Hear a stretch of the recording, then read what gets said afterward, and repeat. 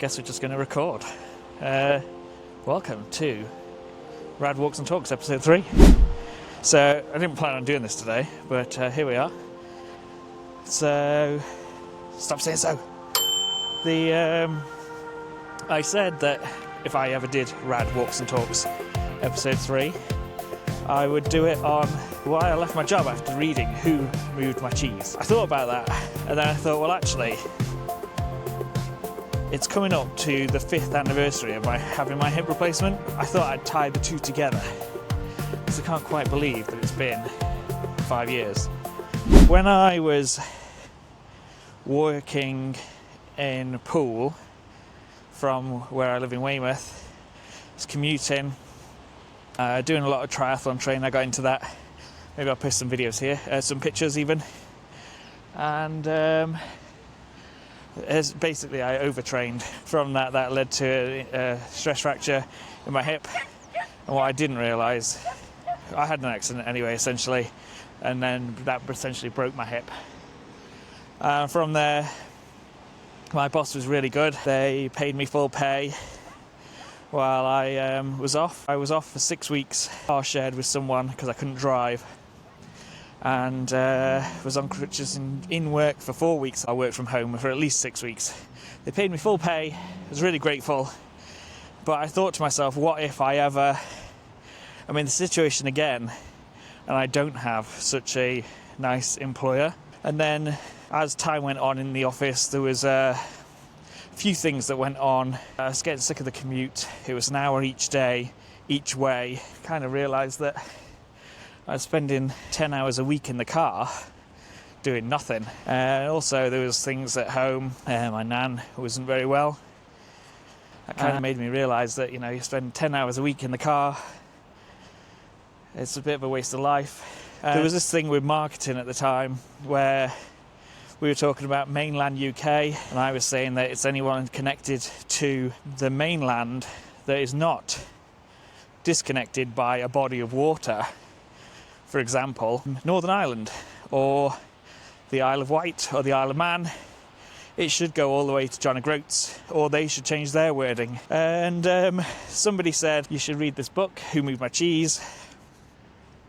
If you've not read that book, it's all about 2 humans and 2 rats or mice going into a cheese maze. The rats find their cheese station, take what they need, and move on out into the maze, out into the dark, as it were. The humans find the cheese station, settle down, build like a base next to the cheese station, eat their daily cheese, go home.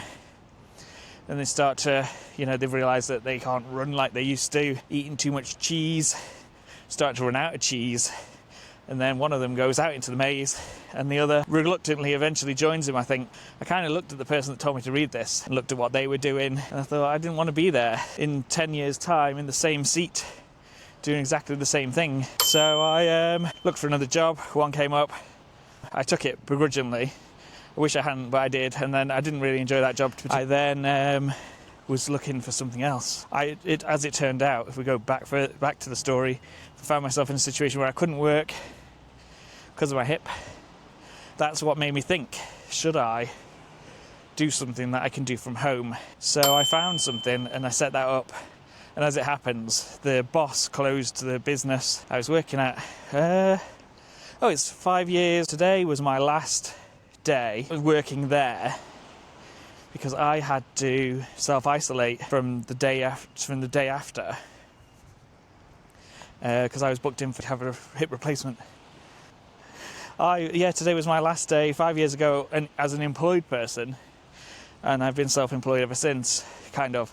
I'd obviously took some time off to recover from my operation, but because we've been made redundant, the boss had closed the whole company. Had to go for our statutory redundancy, so probably didn't get as much as I could have got, so had to kind of go straight into it. But the hip's obviously been fine for the last 5 years. I did have a thing this year when I got a bit of a lump in my leg, so I went and had it checked out. But after I had my hip replacement, after I had my first checkup 7 weeks after, they basically just discharged me and said, yeah, you're good, off you go. My surgeon had left in the interim, so nothing against him, he's fantastic. But yeah, I had to go and get physio myself, and when I got that, I've still very much felt, well, the surgeon that I spoke to in my 7-week check basically told me the precautions for old people, and it's scared me ever since, to be honest. And it's only just recently I've kind of forgotten about it, but at the same time I do feel very fragile and I don't want to break it or wear it out too soon, which is probably a bit silly. But yeah, combine that with working for yourself and all that jazz, and it's just made me feel a bit behind, I suppose. But is that because of me? Is it because of like some form of experience, trauma-ish? You know, don't get me wrong, there's people much worse off than me in the world. But yeah, it does make me wonder. So yeah, essentially, going right back, I did leave my job because of that book, which was supposed to make me see the other side of the argument, and actually it made me think, do I want to be here doing exactly the same thing in 10 years' time? The company actually that I was working for changed a lot afterwards, and then COVID made them change even more. So I'm fairly sure they're quite good to be working for now. But c'est la vie. So I don't know how long we've been, 9 minutes? There's a little bit of back history for you for Rad Walks and Talks. I'm going to try and do these more often now that I've got the Osmo Pocket 3. We're going to try and do different locations. It's a nice day on the beach today, as you can see. And I'm going to leave you be. I'll catch you next time. Be excellent to each other, and peace out.